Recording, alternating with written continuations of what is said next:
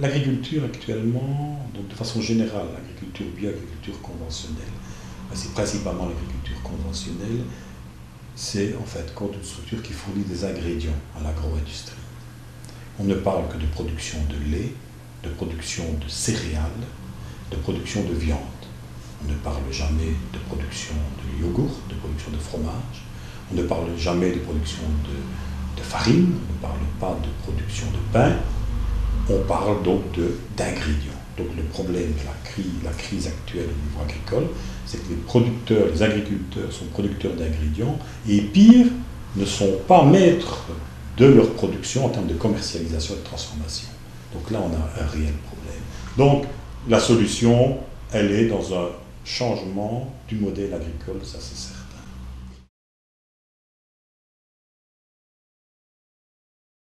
On vit dans un très petit pays, dans une très petite région, avec des terres minuscules au regard de ce qui se fait de par le monde. Je sais qu'en Espagne, il y a des terres qui font 30-40 hectares, mais au niveau mondial, ça reste quand même des petites surfaces. On vit dans un petit pays, on vit dans des petites structures, il n'y a de possibilité que de développement que dans l'appropriation de l'outil de transformation et de commercialisation par l'agriculteur, par en fait compte le rapprochement entre le consommateur et le producteur. Voilà.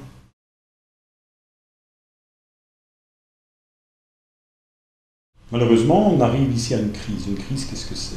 Une crise, c'est le résultat d'une situation qui a perduré pendant quelques années.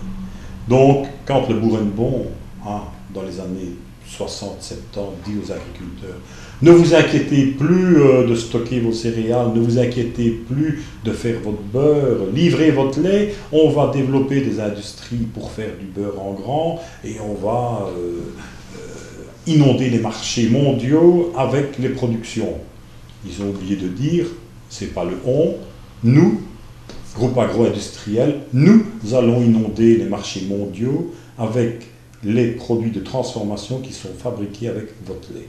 Et ils l'ont fait. Et puis maintenant, ils achètent le lait où il est le moins cher, et pas nécessairement dans notre région. Donc, on est dans une déstructuration d'un système, et il faut reconstruire ce système-là. Ça ne va pas se faire en 6 mois, en 1 an, en 5 ans, ça va mettre 10 ans, ou peut-être même plus, je ne sais pas. Mais il n'y a pas d'avenir dans le système comme il est maintenant.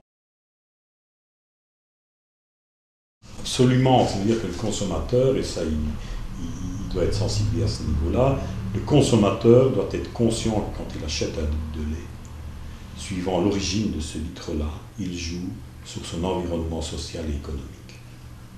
Et donc, il est complètement fou en Belgique d'acheter un litre de lait qui vient d'une multinationale, si on ne sait pas dans quelle éthique ce lait a été produit. Et donc oui, on plaide pour que le consommateur soit conscientisé, sensibilisé d'abord, parce qu'il ne l'est peut-être pas, et après conscientisé, et prenne des actions claires pour qu'un achat d'un produit corresponde à un développement local, à un développement régional. Et pour moi, la région, elle peut être très grande, bien entendu. Parce que moi, la région wallonne, ça peut être dans un rayon de 300-500 km, il n'y a pas de problème à ce niveau-là. Mais ce qu'il faut, c'est bien se dire, on ne doit pas faire par l'achat de nos produits alimentaires le jeu de l'agro-industrie. Ça, c'est clair. Les groupes d'achat collectifs et les AMAP sont intéressants parce que ce sont des laboratoires d'échange, de discussion, de sensibilisation. Mais pour nous, la solution, elle est où? Elle est clairement dans l'appropriation, de la transformation, de la commercialisation par l'agriculteur. Voilà. Ça, c'est laissé au libre choix de l'agriculteur. Certains agriculteurs, c'est quand même rare. La coopérative en Belgique, on ne rentre pas dedans facilement. L'agriculteur est quand même une personne un peu isolée, une personne qui est bien de travailler tout seul. Donc il n'y a pas beaucoup d'agriculteurs qui acceptent de partager leurs idées, leurs outils, voire leur production, et de former des coopératives, de véritables coopératives, comme on en rencontre en France. En Belgique, ça a rarement pris. Maintenant, est-ce que la situation va peut-être faire que ça va se développer? L'avenir nous le dira, on verra. Mais donc, c'est tout à fait faisable que des coopératives se mettent en place, et c'est bien. Mais la coopérative, faisons attention, les grandes fromageries, les grandes structures de transformation du lait en Belgique, étaient tous des coopératives d'agriculteurs au départ. Hein. Et qu'est-ce qu'elles ont fait? Elles ont grandi, puis elles ont fait rentrer du capital extérieur dans leur structure pour à la fin se faire racheter par les grands groupes. Mais au départ, c'était toutes des petites structures. Donc il faut bien mettre les règles du jeu dès le départ. Donc aucune coopérative, mais dans les mains des agriculteurs, ça c'est clair.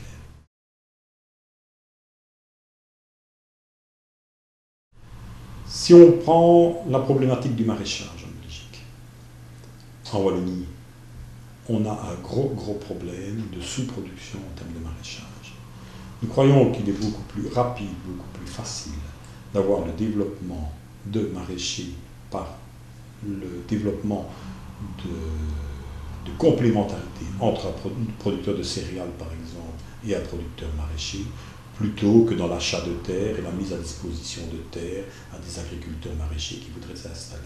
Je veux dire par là que c'est beaucoup plus facile pour un jeune maraîcher qui veut s'installer de se mettre en rapport avec un fermier bio, de lui demander de voir s'il n'y a pas moyen de lui louer 1, 2, 3 hectares sur sa ferme, de le rétribuer, bien entendu, le fermier, ou de trouver un arrangement de rétribution plus échange de produits, enfin tout ça peut être discuté.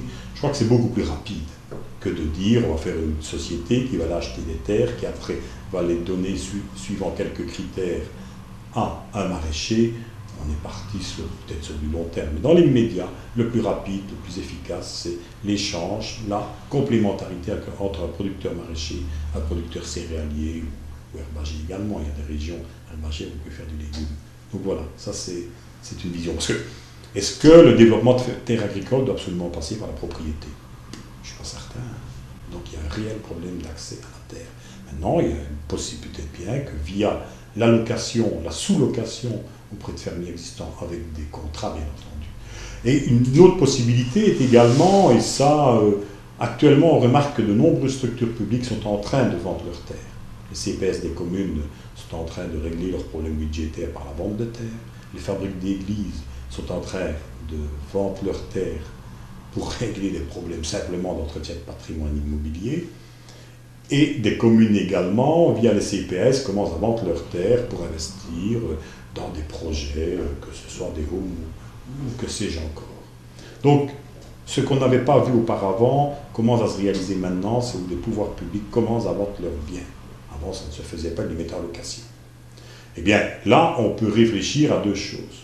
La vente peut être, le cahier des charges de vente peut très bien contenir des clauses disant que, et seront favorisés des agriculteurs qui veulent s'installer en production maraîchère pour la vente en circuit court, la vente locale. Ça, c'est une première chose. Deuxièmement, toutes ces structures publiques mettent en location des terres et de grandes quantités de terres. Et chaque année, il y a des terres qui sont remises en location. Eh bien, on peut très bien plaider pour que la mise en location de ces terres-là, dans les critères d'attribution, on tienne compte de la production locale, de la production respectueuse de l'environnement, de la production biologique, et ou d'agriculteurs qui veulent s'installer pour faire du maraîchage pour vendre un circuit court. Ça peut très bien être repris.